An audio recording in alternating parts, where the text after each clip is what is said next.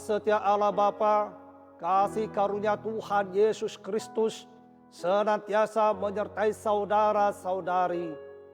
Amin. Horas jala selamat pagi tu sudah ruas di Tuhata, hasian di debata.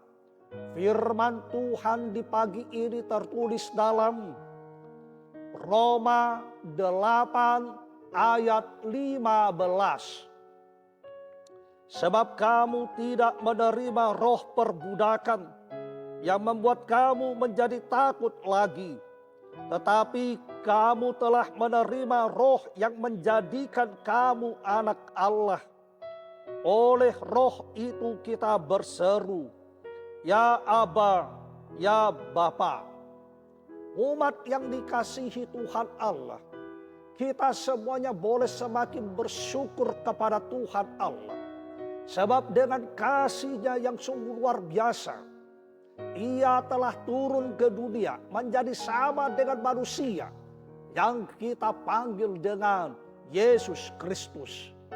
Ia berkorban demi kita semuanya, menebus seluruh dosa-dosa kita, supaya kita semua boleh kembali menerima kemuliaan Tuhan Allah, supaya kita semua boleh kembali menerima seluruh janji setia Tuhan Allah. Oleh sebab itulah saudara-saudara, tentu keadaan ini harus kita manfaatkan. Tentu keadaan ini harus kita sambut dengan cara hidup yang berkenan bagi Tuhan Allah. Hal yang utama di dalam sambutan kita itu adalah, dalam sikap kita itu adalah, yakni dengan tidak lagi hidup seperti sebelum ditebus. Nah di sini, tidak lagi hidup. Artinya kita harus meninggalkan hidup yang membuat kita binasa. Kita harus meninggalkan hidup yang membuat kita menjauh dari Tuhan. Kita harus meninggalkan segala hidup yang membuat kita menjadi tidak berkenan bagi Tuhan. Tetapi mari kita membangun hidup yang membuat kita boleh berani datang kepada Tuhan. Sebab Tuhan Allah telah membuka bagi kita kesempatan untuk datang kepadanya di dalam karya penebusan ini. Oleh itulah saudara-saudara, Paulus mengingatkan kita semuanya supaya segala bentuk perbudakan dosa itu yang membuat kita menjauh dan membuat kita tidak layak di hadapan Tuhan, kita harus tinggalkan cara hidup kita itu. Sebab itu kepada kita telah diberikan kemenangan, kepada kita telah diberikan penebusan yang harus kita jaga, yang harus kita syukuri dengan hidup yang semakin memuliakan Tuhan Allah. Umat yang dikasihi Tuhan Allah, di dalam karya penebusan itu, di dalam pengudusan itu, maka tentulah kita pun menerima satu hal yang luar biasa, dipenuhi dengan Roh Kudus, seperti yang telah disampaikan Yesus kepada seluruh para murid dan orang yang mendengar. Apa maksudnya bagi kita?